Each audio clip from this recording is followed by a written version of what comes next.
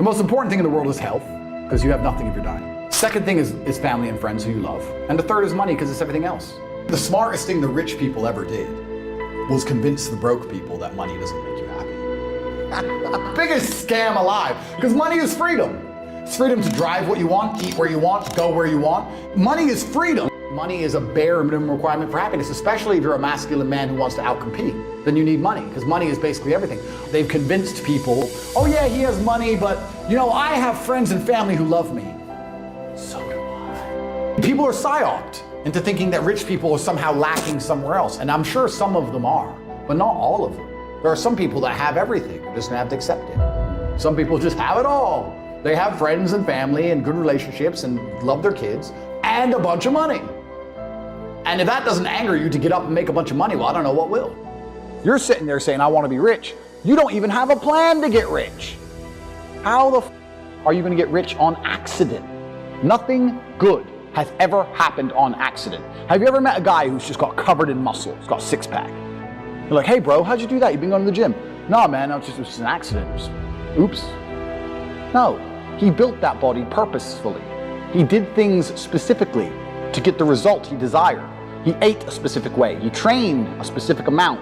He knew exactly what he was doing. Money is the vested time and interest of other humans. If you have a bunch of money, you have the stored energy of other people. I'll give you a very simple example. I have money, so I can get somebody to sweep my floor.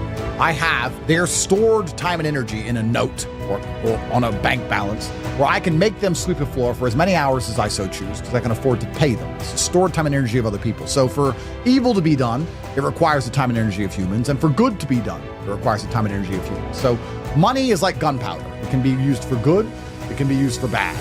So it can go both ways. Money is certainly an answer because if you're completely broke, it's hard for you to influence other people and influence the world by extension. So money is super important. And the other thing I think is important is fraternity and brotherhood and living for something larger than just money itself.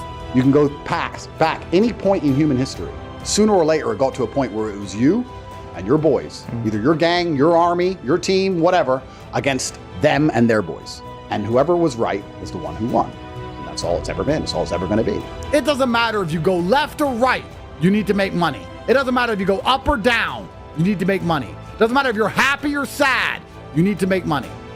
$10 must be earned. $10 is worth X amount of time. $10 can get me X amount of time sweeping a floor. Time and energy of another human costs X amount of dollars. That's how money works. Your parents' idea of how to generate wealth no longer works. Your parents say just work hard, save your money, put it in a savings account, and then get a mortgage, and then you can pay off the house. That stuff doesn't work anymore. Back when your parents were doing that, the savings account gave them 6-7% interest. Now you don't even get 1%. Pay off the house. How much cheaper was a house in relation to their wages then than it is now? It's insane.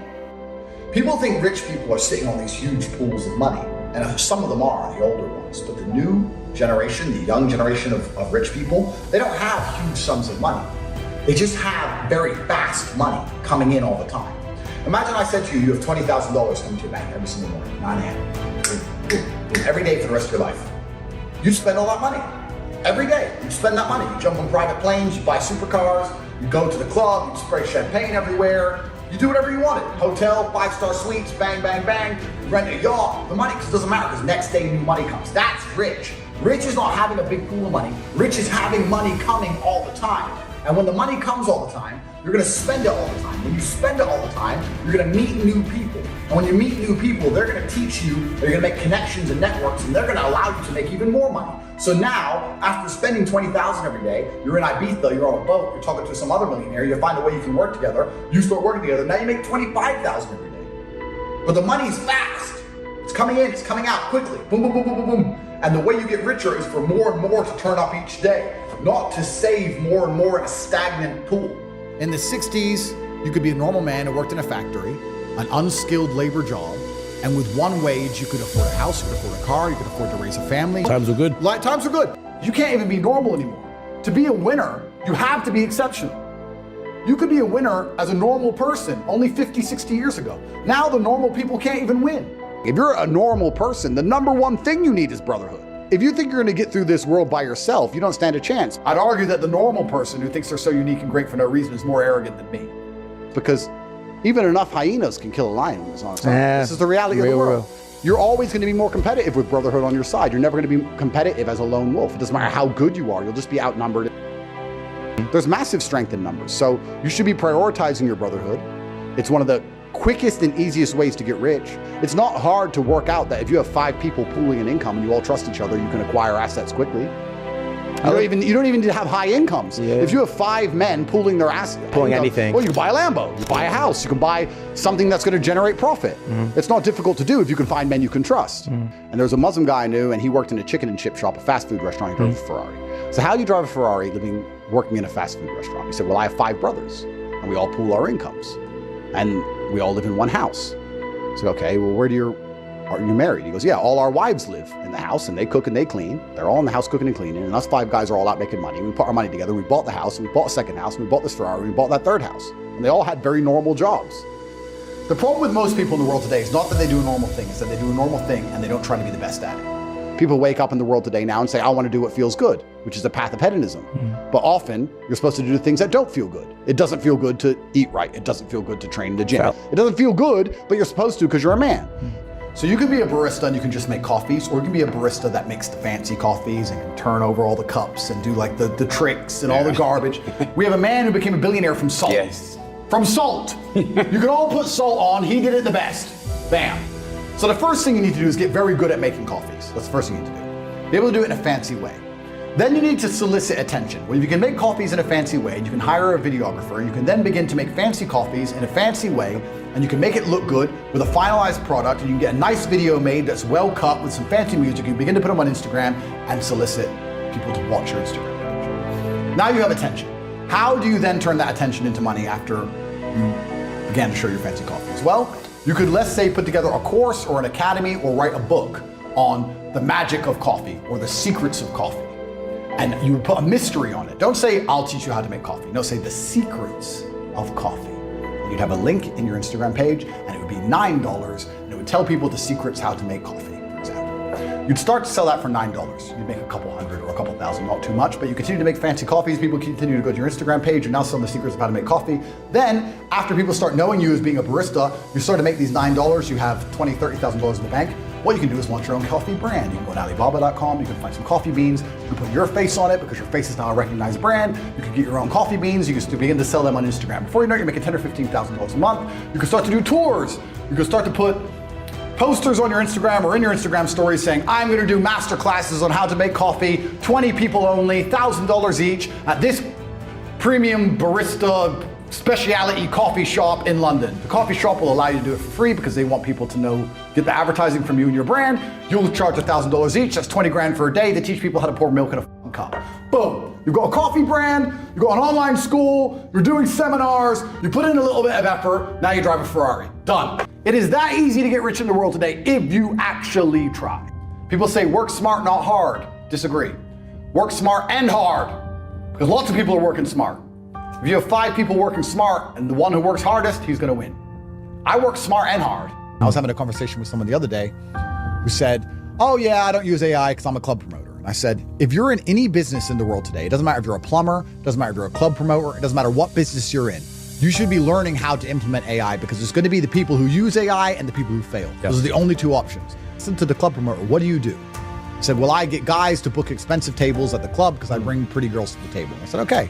Well, if you had an AI machine, let's say you use Sora to put together a video of the best club night ever, and let's say you use ChatGPT to speak to lots of girls and explain what's going to happen and why they're going to have a great time at the club, and also get ChatGPT to speak to rich men and explain to them what a great time they're going to have, and you could mass speak to people at a much larger rate than you can do by yourself sitting there typing, you're going to make more money. Yeah. You can implement AI in club promotion. You can get the most fancy video, and you can get a ChatGPT learning bot to realize exactly what trigger words get the girls to want to party and what trigger words get the guy to want to spend money. And you can put together some data, and you can stop talking to people completely, and you can focus on the AI learning mechanisms to do all the work for you, which is why we're teaching it inside of my university. There's not a job on earth where you shouldn't be using AI mechanisms to do it for you, because that's what they're doing to us already. Yeah. We live in this surveillance capitalism world where a lot of the tech companies, a lot of the largest companies in the world are making money purely based on prediction of our behavior. They build digital versions of us online based on all of our spending habits, how long we spend on each website, which part of the website we click on first, which websites we visit, how long we spend on our email, which email topics make us reply. They're constantly gathering data on us and putting together digital versions of us so they can predict our behavior to make as much money from us as possible. And once they can do that, they then try and alter our behavior so that we become more profitable. And they do this on purpose so that we become a person who's worth $12.59 to be a person who's worth $14.03 by altering how we react to certain things. So they're already building algorithms and trying to adjust how our mind works. I can't stop myself working as a person who doesn't need money.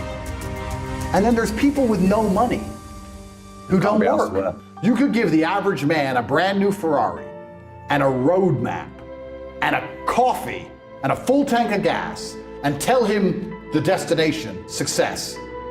And halfway along the drive, he'll quit because it's too far. What more? I've given you a Ferrari, a full tank of gas, I've given you the latte, I've given you a road map, I've given you a hot girl to sit next to you and play songs and do selfies. I've given you everything. Just drive the car. No, yeah, it's far. I don't have motivation. And then put on Netflix. It blows my mind. Then they say, I don't feel motivated. Newsflash, neither do I sometimes. You're not gonna always feel like doing it. You have to do it anyway because it's your duty to do it because you don't want to be a loser. That's the whole point. If you felt like doing it all the time, then there would be no magic to it. The magic is that you do it regardless of how you feel. Stop praying for an economic miracle. Stop praying for a political miracle. Stop praying for a miracle via digital currency. Get your act together and start working all day, every day, until you finally have enough for you to no longer have to be forced to live an experience you don't enjoy anymore. And this is why I teach the things I teach, and I say so much how important it is to be geographically free and make money and be strong and be brave and be adaptable. And people think I'm saying all these things so they can get girls and buy Lambos. No, I'm saying all these things so you can be the first one out Saigon. But you don't want to try and be the last one. You don't want to be trying to get out when everyone else is trying to get out. You want to get out first. You need to think ahead. That takes money. It takes connections. You need a visa. You need another passport. You need a house to live. You need things. I've lived my life and I've realized that I've never, ever been in a situation and regretted having loads of money. Ever. Whether I was in jail and I could pay for my mother and my children, whether I had legal problems and I could hire the best lawyers, whether I went driving and my car broke down, there's never been a time in my life where having loads of money was bad. Ever. It's always an advantage. It's a cure-all. Same with strength. I've never thought, damn it, I'm too strong. Wish I wasn't so strong. That doesn't happen. These are the two things that you can never get enough of. One of the best things about being a man is that if you improve yourself as a man, you automatically improve the lives of everybody around you. If you improve the life of your family and everyone who relies on you and everybody who cares about you and you care about. So improving yourself, self-improvement, improves society at large. And so the first thing you should do when you make money, especially that young, is invest in yourself. You should learn how to talk and articulate your ideas. Yeah, I like that. You should learn how to speak as... Nobody really says that. Well, but if you can't make people understand why you think what you think, how can you get along in the world? Yeah. You should be able to think of an idea and succinctly and compendiously explain it to people so they sit there and say, yes, I agree with it. You should get a fight coach. You should learn to fight. You can go to a racetrack, be a race car driver, learn how to race. You should improve yourself. You should sit and say, what skills can I learn that I can carry with me? I mean, if you get good at basketball, you need a basket and a ball. Of course. But if you get good at fighting, you have it. If you're good at speaking, you have it. So you should sit there and make a list of all the things that you'll always have with you, and you should upgrade your character. You understand in video games to upgrade your character. You'll see that some levels cannot be beaten unless you upgrade your character. No matter how good you are, you have to level up your character to beat the game. Well, the levels of life are the same. So you have to upgrade your character. So if you get money young, that's a massive bonus if you have the right mentality, if your mentality is self-improvement. Because money doesn't make a man, money amplifies a man. So if you're a smart person with money, you become very smart. If you're a G with money, you become the top G. So if you learn things along the way to wealth, the lessons that you learn are amplified by the money, you live a good life.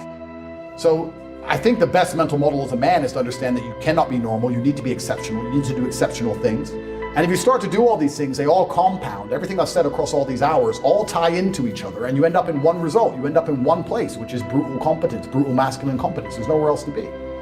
Nothing will save you besides your own brutal competence. I believe that getting rich is one of the best things you can possibly do to help save the world.